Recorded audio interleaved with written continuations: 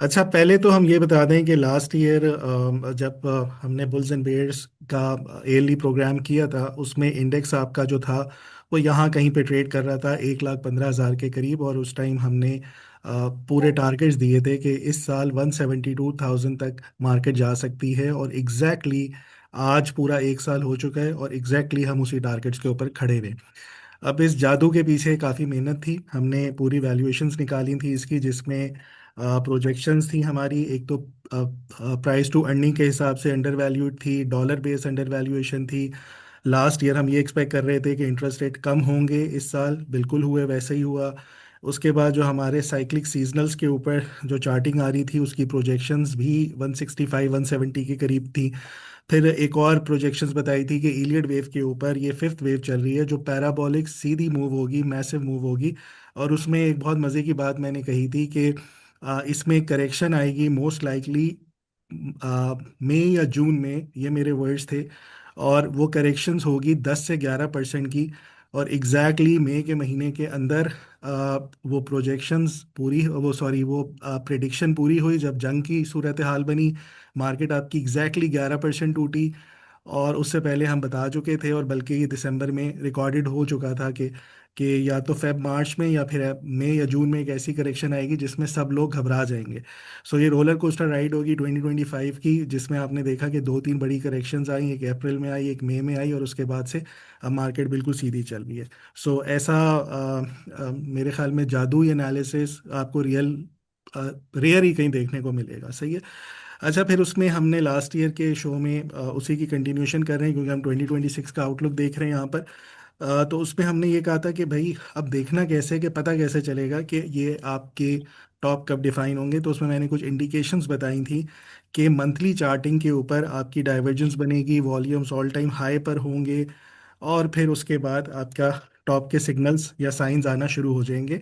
सो आज हम देखते हैं उन मंथली चार्ट्स के ऊपर। ये लास्ट ईयर भी शेयर किए गए थे।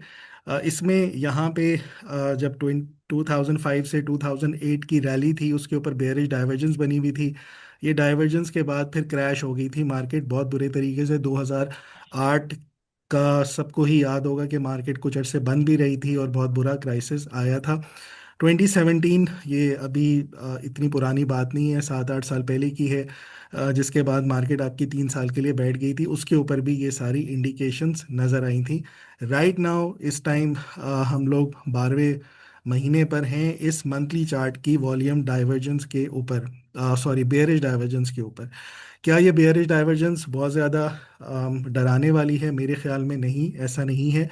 क्योंकि ये मंथली चार्ट्स के ऊपर की डाइवर्जेंस को मेच्योर होने में 3 से 4 साल लगते हैं। आज अभी इसका पहला साल ख़त्म हुआ है, और ये अभी इसमें ये पैराबोलिक मूव स्टिल बाकी है, पोटेंशियल है इसमें अभी भी। दूसरी बड़ी बात इधर यहाँ पे ये है कि जब भी ये वाले टॉप्स लगे, चाहे 2017 का हो या 2008 का हो, दोनों के ऊपर बहुत बड़ी वॉल्यूम्स की डाइवर्जेंस थी, और वॉल्यूम्स अपने ऑल टाइम हाई 18 बिलियन के करीब इधर ट्रेड्स होना शुरू हुए थे, जो अभी तक उसके करीब हम नहीं पहुंचे। इस साल अक्टूबर में उस तरह के वॉल्यूम्स थे, लेकिन उसके बाद दोबारा से मार्केट आपकी बढ़ना शुरू हो गई। सो ओवरऑल अभी फ़िलहाल मार्केट में टाइम साइकिल्स के हिसाब से 1 से 2 साल पड़े हुए हैं। हो सकता है 2026 का एंड हो या मिड हो, कहीं ना कहीं मार्केट जो है वो थोड़ा सा आप लोगों को आके तंग करे।